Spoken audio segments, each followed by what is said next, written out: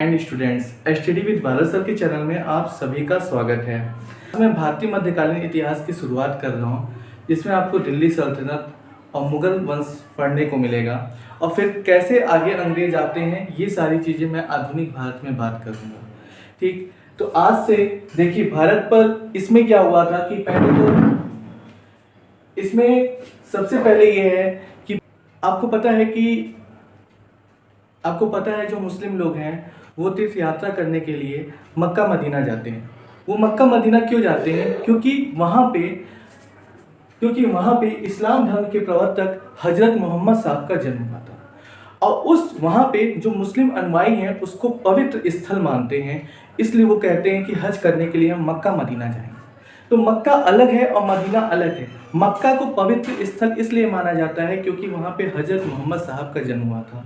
हजरत मोहम्मद साहब का जो जन्म है वो 1570 ईस्वी में हुआ था और मक्का है कहाँ पे? सऊदी अरब में है और उनकी मृत्यु जो है 632 ईस्वी में हुई थी। हमारे यहाँ से जो क्वेश्चन बनता है वो ये पूछता है कि हजरत मोहम्मद साहब का जन्म कहाँ हुआ था, पहला क्वेश्चन बनेगा। दूसरा क्वेश्चन ये बनता है कि हजरत मोहम्मद साहब का जन्म कब हुआ था, तो 570 ईस्वी में हुआ था और 632 ईस्वी में मृत्यु हुई थी। मृत्यु नहीं पूछता है जल्दी, ज़्यादातर जन्म पूछता है और स्थान पूछता है। मक्का है कहाँ पे? सऊदी अरब में। मैं आपको ये बताता जाऊँगा। देखिए मैं वही पढ़ा रहा हूँ जो एग्जाम में आएगा, इससे इधर उधर कुछ नहीं, ठीक है? वही मैं पढ़ा रहा हूँ और मैं जो बोलूँगा और मैं जो यहाँ लिखूँगा वो सारी चीज़ें एग्जाम के पॉइंट ऑफ व्यू से इंपॉर्टेंट है या कहीं ना कहीं एग्जाम में आयोग के किसी न किसी पेपर में आया जरूर है। इसलिए मैंने सारे कलेक्शन यहाँ लिख दिया हूँ कि इसमें आपको भी समस्या ना हो। इधर उधर की कहानी बताने से, इधर उधर की बातें करने से आपका समय नुकसान होगा और मेरा भी समय नुकसान होगा। तो इसलिए आपको पता है अब आरओ का पेपर आ रहा है। आरओ के पेपर की तैयारी के लिए आप लोगों ने कमर कस लिया है क्योंकि इतनी बम्पर वैकेंसी कभी नहीं आई थी, तो अब आया है। इसमें आपको एक सीट जरूर लेना है, ठीक है? तो अब जैसे हमारे देश का नाम भारत पड़ा तो जितने इतिहासकार थे सब में अनेक मतभेद हैं, सब में अलग अलग मतभेद हैं। कुछ लोग ये कहते हैं ऋग्वेद में उल्लिखित था दुष्यंत के पुत्र का नाम जो है भरत था, उसके नाम पे भारत पड़ा। कुछ लोग ये कहते हैं ऋषभ देव के सबसे बड़े पुत्र का नाम भरत था, उनके नाम पे भारत पड़ा। तो जितने इतिहासकार हैं भिन्न भिन्न इतिहासकार भिन्न भिन्न मतभेद रखते हैं इसमें, ठीक है? और हम आपको पता है कि हमारे देश को इंडिया भी कहा जाता है, हिंदुस्तान भी कहा जाता है और हम लोग हिंदुस्तान के निवासी हिंदू भी कहा जाता है। तो यूनानियों ने इसे इंडिया कहा, ये याद रखिएगा नाम। यूनानियों ने इसे इंडिया कहा, ईरानियों ने इसे हिंदुस्तान कहा और हिंदू शब्द जो है वो अरबों द्वारा दिया गया है। अरबों द्वारा दिया गया है। तो इससे ये भी याद रखिएगा, जैसे ये जब नाम पड़ता है तो ये याद रखिए यहीं से, इसके बाद से ही भारत में मुस्लिम आक्रमण शुरू होते हैं। भारत में मुस्लिम आक्रमण जब शुरू होता है तो याद रखिए शुरू में जितने भी लोग आते हैं वो हमारे भारत को लूटने के लिए आते हैं, क्योंकि भारत हमारे सोने की चिड़िया कही जाती थी। तो भारत को लूटने आते हैं, यहाँ के खजाने को लूटने आते हैं, भिन्न भिन्न मंदिर हैं उन पर लूटपाट करते हैं और लूट के वो चले जाते हैं। उनका मेन उद्देश्य जो है भारत में मुस्लिम शासक की स्थापना करना नहीं था कि मुस्लिम शासन की स्थापना हो। उनका मेन ये टारगेट था कि हम लूटपाट करें और लूटपाट करके चले जाएं। जैसे अलाउद्दीन खिलजी जो है दक्षिण भारत में भी उनका ये नहीं था कि वो साम्राज्य स्थापित करना चाहते थे या साम्राज्य का विस्तार करना चाहते थे, वहां पे भी वो लूटपाट किए और अपने नाम का विकास करना चाहते थे, अपने नाम की विजय जो है वो पूरे साउथ में फैलाना चाहते थे। तो आगे हम उसके बारे में चर्चा करेंगे। तो भारत में जो मुस्लिम आक्रमण है, ये देखिए सबसे सफल आक्रमण जो है मोहम्मद बिन कासिम का माना जाता है। लेकिन मोहम्मद बिन कासिम के पहले भी कुछ लोग जो है भारत पर आक्रमण करने के लिए गए। तो भारत जो है, भारत पे ये इस साइड में, भारत में जो इस साइड में सिंध पड़ता है, क्या पड़ता है? सिंध। तो अरबों द्वारा जो है सिंध पर विजय प्राप्त की गई थी। तो सिंध पे विजय प्राप्त करना मतलब भारत के एक हिस्से में छोटे से पार्ट को उन्होंने विजय प्राप्त की थी, क्योंकि जो भी लोग आए थे वो इस तरफ से आए, इस तरफ से आए, ठीक है? तो अब देखिए सबसे पहले जो है, जो वहां इराक के जो हाकिम थे सब आए कहां से आक्रमण करने के लिए? इराक से। तो इराक में एक हाकिम थे, उनका नाम था अल हज्जाज। उन्होंने पहले उबैदुल्लाह को भेजा। उबैदुल्लाह जब गए सिंध पर आक्रमण करने के लिए तो हार गए वहां पे। फिर उसके बाद उन्होंने बुदैल को भेजा, वो भी गए आक्रमण करने के लिए, वो भी गए विजय प्राप्त करने के लिए, लेकिन बेचारे असफल रहे। फिर बाद में 711 में, याद रखिएगा 711 में ये भी गए और 711 में ये भी गए। और कुछ इतिहासकार का मत है कि ये 712 में गए थे, लेकिन 711 भी माना जाता है।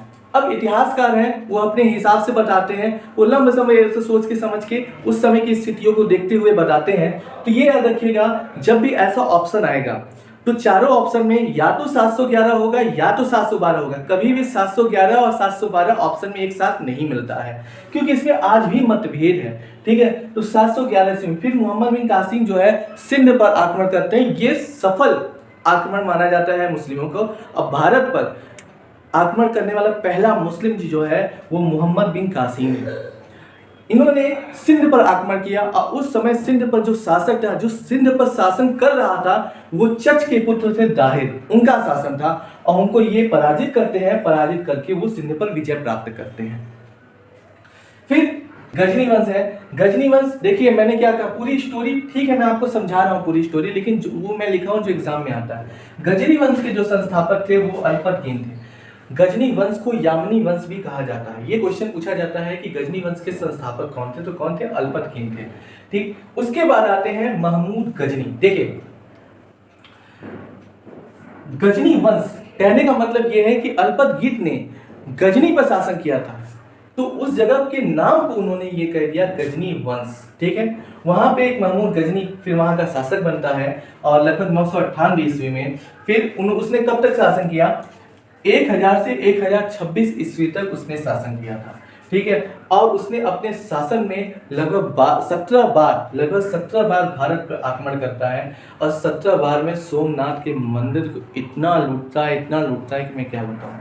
ठीक है, और उस समय सोमनाथ के मंदिर को लूटता है और सोमनाथ के मंदिर का जो उस समय सोमनाथ जगह का नाम है, वहां मंदिर भी है, तो वहां के जो शासक था वो थे भीमदेव प्रथम। क्वेश्चन पूछता है कि जिस समय महमूद गजनी या गजनवी सोमनाथ पर आक्रमण करता है, उस समय वहां का शासक कौन था? तो कौन था? भीमदेव प्रथम थे। और इनका जो शासन था वो 1022 से 1064 के बीच में शासन था, आप देख सकते हैं। और जो गजनवी का शासन था वो 1000 से 1026 के बीच में था। इसका 26 के बीच में 22 आ रहा है। इनके समय में सोमनाथ पे आक्रमण होता है। ठीक, महमूद गजनवी के जो दरबारी इतिहासकार थे, ये एग्जाम में आता है, महमूद गजनवी के दरबारी इतिहासकार ऑप्शन दे देता है, उन ऑप्शन में नाम रहता है जो है वो आपके सामने। इतिहासकार जो थे वो थे उद्वी को किताब उल यामिनी, उद्वी ने 2 ग्रंथ की रचना की थी। एक का नाम था किताब उल यामिनी और दूसरा था तारीख यामिनी। ये नाम याद रखिएगा, बहुत इंपॉर्टेंट है। और महमूद गजनवी के दरबार का एक प्रसिद्ध कवि था जिसका नाम था फिरदौसी नाम था। उसने क्या किया? शाहनामा की रचना की। शाहनामा की रचना की। क्वेश्चन आता है, क्वेश्चन क्या आता है कि गजनवी के दरबार का प्रसिद्ध कवि फिरदौसी ने किसकी रचना की? शाहनामा की रचना की। और फिरदौसी को पूर्व के होमर की उपाधि दी जाती है। फिर महमूद गजनी का चंदेलों पर भी प्रथम बार आक्रमण हुआ। कब हुआ? 1019 से 1020 के बीच में हुआ था। प्रथम बार चंदेलों पर आक्रमण किया था और ये उस समय जो थे चंदेल वंश के शासक विद्याधर थे। कौन था? विद्याधर था। वो उस समय का हिंदू जो था सबसे प्रतापी शासक था, सर्वशक्तिमान अपने आप को मानता था, शक्तिशाली राजा था। उससे भी ये हार गए, पराजित हो गए। और मुसलमानों का सफलतापूर्वक उस समय ये क्या किए? मुसलमानों का सफलतापूर्वक प्रतिरोध किया, डटे रहे, पीछे हटने नहीं दिया उन्होंने। तो इस तरह से यहाँ तक आपका हुआ। अब महमूद गजनी के साथ जो है, फिर कुछ समय के बाद महमूद गजनी के साथ एक प्रसिद्ध इतिहासकार अल-बरूनी भारत आता है। कौन आता है? अल-बरूनी। क्वेश्चन पूछता है अल-बरूनी किसके साथ भारत आया था? तो महमूद गजनी के साथ भारत आया था। किसके साथ आया था? महमूद गजनी के। ये क्वेश्चन भी बहुत इंपॉर्टेंट है। मैंने क्या कहा? मैं वही पढ़ा रहा हूँ जो एग्जाम में आएगा।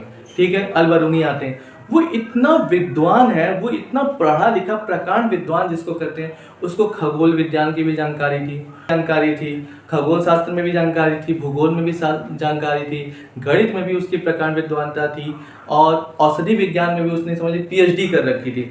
ये उसको बहुत प्रकांड विद्वान था। फिर वो भारत आके संस्कृत का अध्ययन करता है और संस्कृत में ही भगवत गीता, गरुड़ पुराण, ये पुराणों, विष्णु पुराण का अध्ययन करता है और फिर जगह जगह जाके उनके बारे में बताता है।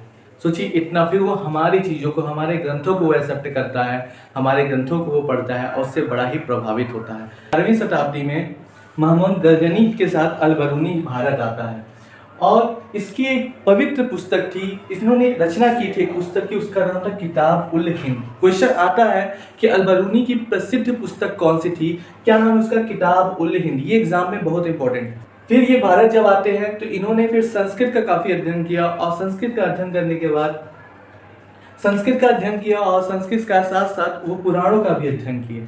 तो क्वेश्चन ये पूछता है कि पुराणों का अध्ययन करने वाला पहला मुसलमान कौन था। तो पुराणों का अध्ययन करने वाला पहला मुसलमान था अल-बरूनी। कौन था? अल-बरूनी। इन्होंने विष्णु पुराण की भी अध्ययन किया हुआ, जगह जगह भगवद गीता के बारे में, विष्णु पुराण के बारे में, वायु पुराण के बारे में, ये जगह जगह उपदेश भी इन्होंने दिया था। ठीक, इतना केवल क्वेश्चन आता है अल-बरूनी के बारे में, उनकी एक किताब और किसके साथ भारत आए थे, बस ये 2 क्वेश्चन पूछता है। फिर आते हैं सिहाबुद्दीन मोहम्मद गोरी, जिसको हम लोग जनरली मोहम्मद गोरी के नाम से जानते हैं। हम लोग हमेशा उनका नाम मोहम्मद गोरी लेते हैं नाम, लेकिन उनका जो पूरा नाम था वो था सिहाबुद्दीन मोहम्मद गोरी। जब ये भारत आए तो इनका सबसे सफल जो आक्रमण था वो था तराइन का द्वितीय युद्ध। लेकिन उसके पहले भी उन्होंने कई बार भारत पर आक्रमण किए थे, कई बार उनको सफलता मिली, कई बार उनको सफलता नहीं मिली। पहला आक्रमण उनका जो था 1175 पे मुल्तान पे आक्रमण किया इन्होंने। फिर दूसरा आक्रमण इन्होंने 1178 में गुजरात पे आक्रमण किया, और उस समय गुजरात का जो शासक था वो था मूलराज द्वितीय या भीम द्वितीय। और सबसे बड़ी बात है कि इनकी जो है अपनी विधवा मां नायका देवी, नाम समझिएगा, कौन थी? नायका देवी। क्वेश्चन ये नहीं पूछता है शासन के बारे में, पूछता है नायका देवी के नेतृत्व में माउंट आबू के पास इन्होंने ये युद्ध लड़ते हैं, और उनसे मूलराज द्वितीय या जो भीम द्वितीय के नाम से फेमस था, उनसे मोहम्मद गोरी जो है पराजित होते हैं। फिर तीसरा आक्रमण वो करते हैं 1191 में तराइन का प्रथम युद्ध। तराइन का प्रथम युद्ध करते हैं, और किसके किसके बीच में होता है? पृथ्वीराज चौहान और मोहम्मद गोरी के बीच में होता है, जिसमें 1191 में मोहम्मद गोरी तराइन के प्रथम युद्ध में परास्त हो जाते हैं। और 1191 में आप आगे बढ़ेंगे जब, तो 1191 में ये कुतुबुद्दीन को हासिम में नियुक्त करते हैं। जब वो हासिम में नियुक्त करते हैं तो जब वहां पे क्या होता है, 1191 में कुतुबुद्दीन हासिम में नियुक्त होते हैं। और सबसे बड़ी बात है 1192 में तराइन का जो दूसरा युद्ध होता है, उसमें मोहम्मद गोरी को विजय दिलाने में महत्वपूर्ण भूमिका जो थी वो थी कुतुबुद्दीन ऐबक की, बहुत ही महत्वपूर्ण भूमिका थी। और गोरी इतना उससे प्रसन्न हो जाते हैं, इतना प्रसन्न होते हैं कि वो आस पास के जितने भी प्रशासक, जितने भी राज्य रहते हैं, वहाँ का प्रशासक उसे नियुक्त कर देते हैं। और वो धीरे धीरे करके अपना समस्त जो साम्राज्य है वो धीरे धीरे करके फैलाने लगता है। फिर उसके बाद वो 5वां आक्रमण करते हैं और चंदावर का युद्ध करते हैं। चंदावर जो है वो फिरोजाबाद में है। कहाँ है वो? फिरोजाबाद में है। और किससे किससे लड़ाई होती है? वो होती है गढ़वाल, कन्नौज के राजा थे गढ़वाल राजा जयचंद और मोहम्मद गोरी के बीच में लड़ाई होती है, जिसमें मोहम्मद गोरी फिर जीतता है और राजा जयचंद जो है हार जाता है। और जयचंद, सबसे बड़ी बात है कि जयचंद जो है पूरी तरीके से हार जाता है, और फिर यहीं पर उसको लगता है कि मोहम्मद गोरी को लगता है कि अब कोई भी भारत में ऐसा नहीं है जो मेरी बराबरी कर सकता है। और यहीं पर भारत पर पहली बार मुस्लिम शासन स्थापित करने वाला जो राजा होता है, जो शासक होता है, वो होता है मोहम्मद गोरी। क्वेश्चन ये था, इसके पहले जितने भी मुस्लिम्स आए वो भारत को लूटते हैं और लूट के चले जाते हैं, लेकिन उनको कहीं पे भी यहाँ पे शासन स्थापित करने का कोई भी मतलब नहीं था। लेकिन जब मोहम्मद गोरी की लड़ाई होती है तराइन के द्वितीय युद्ध में, तो उसके बाद पहली बार मुस्लिम शासन जो है यहाँ स्थापित होता है। तो क्वेश्चन ये जरूर पूछता है कि भारत पर मुस्लिम शासन स्थापित करने वाला शासक कौन था? मोहम्मद गोरी था। कौन था? सिहाबुद्दीन मोहम्मद गोरी था। मोहम्मद गोरी के एक सिक्का भी था, उन्होंने सिक्का भी अपना चलाया था। सिक्के चलाया, एक तरफ देवी लक्ष्मी की आकृति बनी है। आपको पता है सिक्का के 2 पहलू होते हैं, एक तरफ जो है देवी लक्ष्मी की आकृति बनी है और दूसरी तरफ उन्होंने कलमा खुलवाया था। जो कलमा था वो था अरबी भाषा में। किसमें था? अरबी भाषा में था। और मोहम्मद गोरी का एक साधारण दास था जिसका नाम था मोहम्मद बिन बख्तियार खिलजी। बहुत ही इंपॉर्टेंट क्वेश्चन है, इनको कोई मामूली चीज मत समझिए कि दास है तो हम इनको बहुत मामूली समझें, इनको एकदम मामूली मत समझिए। क्यों? क्योंकि यही ऐसे थे जो नालंदा और विक्रमशिला को तहस नहस कर दिया था इन्होंने, और उदंतपुर पर भी कब्जा कर लिया, उसको अपनी राजधानी तक बना लिया। 1202 में जो है बिहार में जो हमारे यहाँ नालंदा और विक्रमशिला था, वहाँ पे उन्होंने इतना तहस नहस किया, पूरी तरीके से नालंदा को खाक मिला दिया और फिर वहाँ पे उदंतपुर पर कब्जा किया और उसको अपनी राजधानी बनाया। फिर 1204-5 में लगभग वो बंगाल पर आक्रमण करता है। उस समय वहाँ का जो शासक था वो था लक्ष्मण सेन। अब लक्ष्मण सेन क्या है, बिना युद्ध किए ही, मतलब बख्तियार खिलजी का नाम सुना, अब बख्तियार खिलजी का नाम सुन के ही भाग गया वो वहाँ से। अब वो भाग के चला गया दक्षिण बंगाल में, शरण ले ली।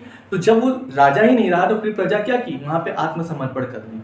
आत्मसमर्पण करने के बाद जो है वहाँ पे फिर बख्तियार खिलजी का दबदबा रहा, लेकिन बख्तियार खिलजी फिर वो दक्षिण बिहार नहीं गए और दक्षिण बंगाल नहीं गए और फिर वहाँ से उन्होंने फिर वापस आ गए। वहाँ पे लूटपाट की काफ़ी, और लूटपाट करके वहाँ पे एक बहुत फेमस जगह का नाम है बंगाल में नदिया जिला। क्या नाम है? नदिया जिला। नदिया जिले को इन्होंने खूब लूटपाट की और लूटपाट करने के बाद फिर वो वापस चले आए। सोचिए कि अब लूटपाट तो कर ही दिया है, मेन उद्देश्य तो हमारा लूटपाट करने का था, चले गए। और जो वहाँ का शासक था वो इतना क्या कहे, उनको कुछ कह तो नहीं सकते, भाग गए। अरे कम से कम लड़ते तब तो हो सकता है विजय भी प्राप्त करते। एक बार याद रखिएगा, हारा वही जो लड़ा नहीं। तो ये बिना लड़े ही अपने आप को हार स्वीकार कर लिया और आत्मसमर्पण इन्होंने कर लिया। इस तरह से भारत पर मुस्लिम शासकों का आधिपत्य स्थापित हुआ और भारत पर मुस्लिम शासक का आधिपत्य स्थापित करने वाला जो पहला शासक था वो था मोहम्मद घोरी। उसके पहले की मैंने स्टोरी बताई और अब यहाँ से फिर शुरू होता है आपका दिल्ली सल्तनत। दिल्ली सल्तनत आपको नेक्स्ट वीडियो में देखने को मिलेगा।